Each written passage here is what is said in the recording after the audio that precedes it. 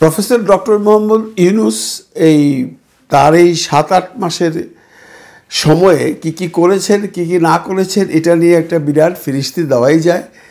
সেটা নিয়ে আমি আলোচনা করছি না, যদিও নেটিজনরা বলছেন প্রফেসর ডক্টর মোহাম্মদ ইউনূস দেশের জন্য এমন কিছুই করতে পারেননি। সন্ত্রাসবাদ বেড়ে গেছে, খুন খারাপি বেড়ে গেছে, ধর্ষণ বেড়ে গেছে, ইত্যাদি ইত্যাদি ইত্যাদি। কিন্তু কোনো নেটিজনরাই এই কথাটা বলছেন না প্রফেসর ডক্টর মোহাম্মদ ইউনূস ভালো কাজ কোনগুলো করেছেন। দেখুন, ভালো কাজের ফিরিস্তি দিতে গেলে আমাকে আরেকটা ভিডিও করতে হবে, সেটা আমি করছি, আমি গবেষণা করছি।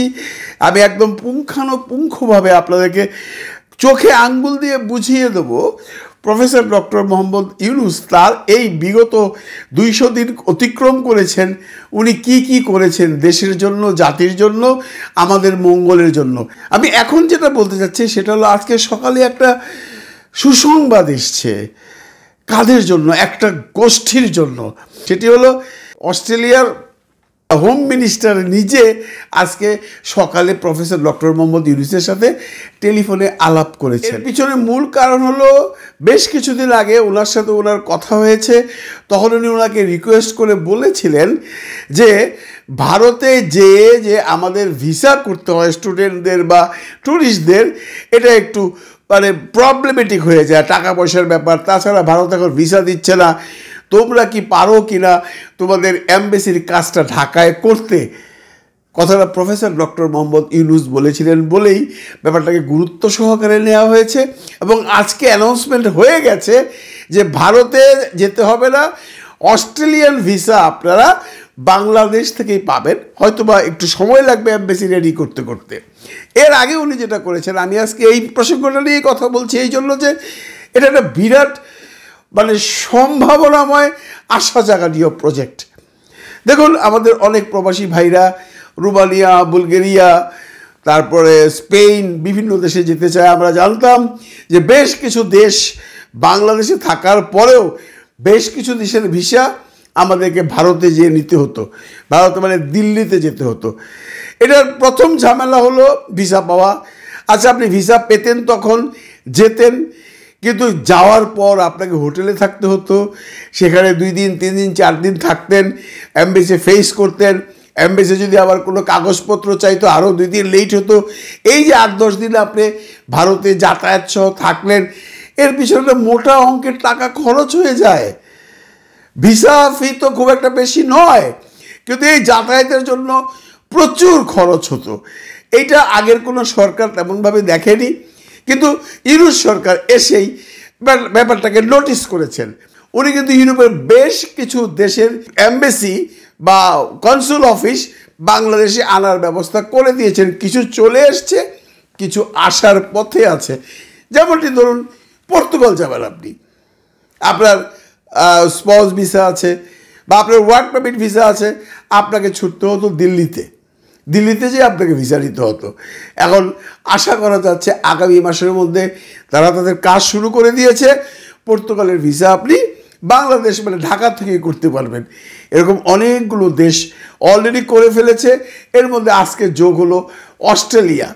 আপনারা জানেন অস্ট্রেলিয়াতে বেশ একটা মোটা লাগে ভালো ভালো স্টুডেন্টরা যায়, কারণ বাংলাদেশ থেকে স্টুডেন্ট যারা বাইরে পড়াশোনা করতে যায় তাদের প্রথম চয়েসই থাকে ইংলিশ স্পিকিং দেশে যাবে।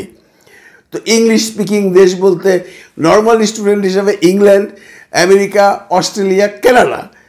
অস্ট্রেলিয়ান ভিসা যারা করতে চাইতেন বা অস্ট্রেলিয়ায় যে সমস্ত স্টুডেন্টরা যেতে চাইতেন তাদেরকে দিল্লি দৌড়াতে হতো। এখন দিল্লি যদি আপনি যেতেও চান, ধরেন আমি ভাবলাম আমি টাকা পয়সা দিয়ে যাব দিল্লি, কিন্তু আমি তো ভিসাই পাচ্ছি না। এই সমস্ত কারণে ইউনূস সাহেব বিভিন্ন দেশের সাথে কথা বলে এই পর্যন্ত এগিয়ে নিয়ে এসেছিলেন। বাদ ছিল অস্ট্রেলিয়াও আজকে সকালে কনফার্ম হয়ে গেল। একটু সময় তো আমাদের দিতেই হবে। এতে করে অন্য কারো কি লাভ হয়েছে কিনা জানি না। আমরা যারা প্রবাসে থাকি, আমাদের আত্মীয় স্বজন যারা দেশে থাকে, অনেকেই ফ্যামিলি ভিসা চায়, অনেকেই স্পাউস ভিসা চায়। যেমনটি ধরুন, আমারই এক ছোটো ভাই পর্তুগালে থাকে, তার কাগজ হয়ে গেছে, সে তার ফ্যামিলি আনবে, তার ওয়াইফ, তার বাচ্চা দুটো অ্যাপ্লাই করলে তাদেরও ভিসা হয়ে যাবে। কারণ সে এখানে পর্তুগালে যেহেতু সে পার্মানেন্ট রেসিডেন্স পেয়ে গেছে, তো তার ওয়াইফ আর আমরা কোনো প্রবলেম না, লিগালি সে আনতে পারবে, কিন্তু তাকে তো অ্যাপ্লাই করতে হবে, তাই না? তাকে অ্যাম্বাসিতে সেই অ্যাপ্লিকেন্টকে দাঁড়াতে হবে। অ্যাম্বাসি কোথায়?